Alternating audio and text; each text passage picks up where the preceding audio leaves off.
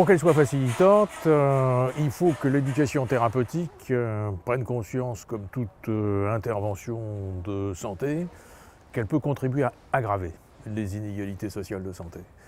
Du coup, la question se transforme en comment l'éducation thérapeutique peut-elle tenir compte des inégalités sociales de santé pour éviter de les aggraver et, si possible, essayer de les réduire. Donc là, ça veut dire travailler sur tous les facteurs d'accessibilité à l'éducation thérapeutique.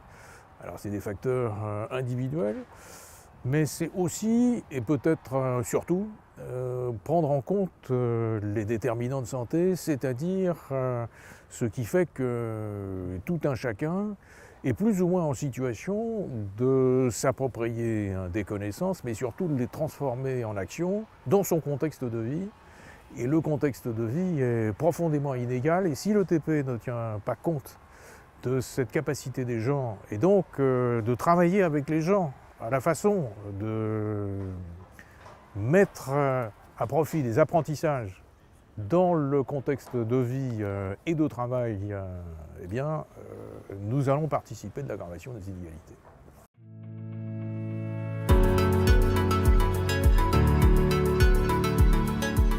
Ça fait beaucoup de questions en même temps. Quelle place pour les patients?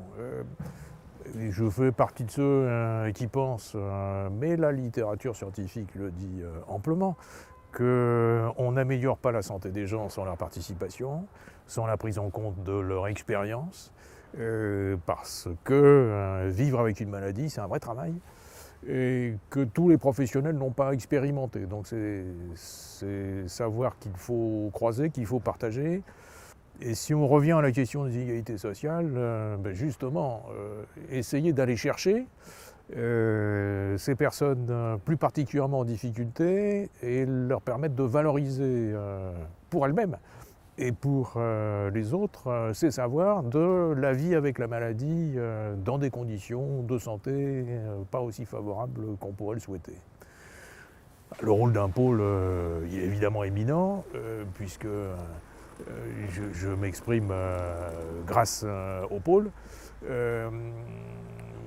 que je remercie et félicite d'organiser ces journées justement de partage d'expériences et qui sont formidablement importantes.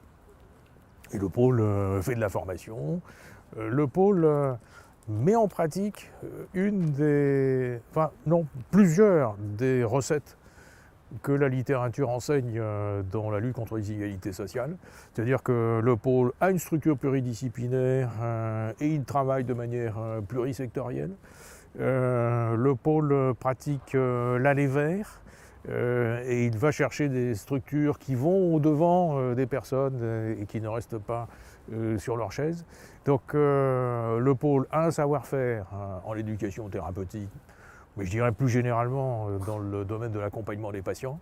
Et vous avez bien compris que dès que je parle de déterminants, comment je vis avec ma maladie, dans des conditions de logement, dans des conditions de travail, dans des conditions d'éloignement pas favorables, on est sur le domaine de l'accompagnement et pas seulement sur le domaine de l'éducation thérapeutique. Donc le pôle a une place éminente parce qu'il parle d'accompagnement au-delà de l'éducation thérapeutique et qui sait le faire avec les gens qui essayent d'innover, y compris pour les publics les plus en difficulté. Les publics en difficulté, c'est des personnes en grande précarité, mais c'est bien d'autres personnes dont les mouvements sociaux actuels témoignent de l'ampleur des difficultés. Et ces difficultés-là, c'est aussi des difficultés à vivre avec la maladie.